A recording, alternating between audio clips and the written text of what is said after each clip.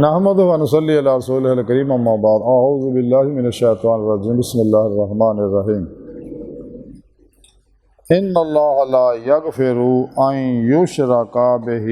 و یغفر ما دون ذلک لمن یشاء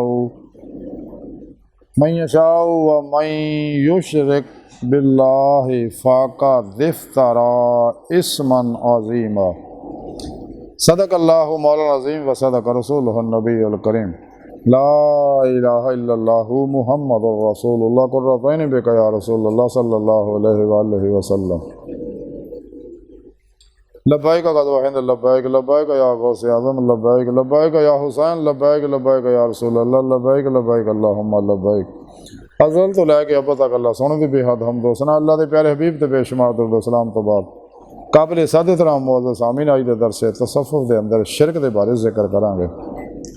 قرآن کریم دی سورہ نساء دی 48ویں آیت پاک جڑی میں تلاوت کرنا تو سنوں دا شرف حاصل ہے۔ اس آیت پاک سنے رب نے فرمایا کہ یہ بھی ذرا بھی شک نہیں کہ انہوں نہیں بخشدا کہ او دے نال کفر کیتا جائے اور کفر دے تھلے جو کچھ ہے جنہوں چاہے معاف کر دیندا ہے، اور جنہیں بھی خدا دا شریک بنایا انہیں بڑے گناہ دا ارتکاب کیتا۔ اس آیت پاک سے سونے رب نے فرمایا کہ بورا شک نہیں ہے کہ شرک جڑا ہے ناقابل معافی جرم ہے، باقی میں سارے گناہ معاف کر دیاں گا لیکن شرک جڑا ہے یہ معاف نہیں کرنا۔ جنہیں بھی اللہ رب العزت دی ذات صفات دے اندر شرک کیتا کسی بھی طرح دا وہ دی کوئی معافی نہیں ہے۔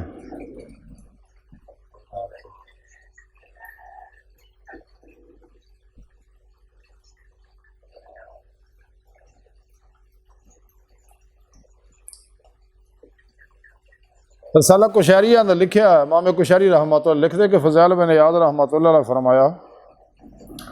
لوگوں کے واسطے کوئی کام کرنا ہے شرک ہے، یعنی ریاکاری جڑی ہے یہ شرک ہے۔ اس کو علاوہ اگر اللہ رب العزت دی ذات و صفات کسی طرح بھی کسی نے کوئی شریک ٹھہرایا یہ جرم جڑا معاف نہیں ہونا ہے گا قطعی۔ انسان چاہیے شرک دی لعنت تو بچے اور اللہ رب العزت دے تے راضی رہے۔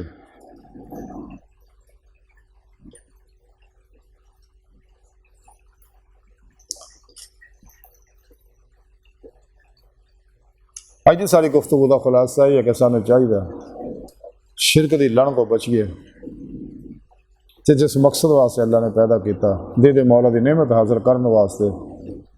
جد و جہد کریے، ریاضت و مجاہدہ کریے جویں کہ سونے رب نے قرآن چ دسیا۔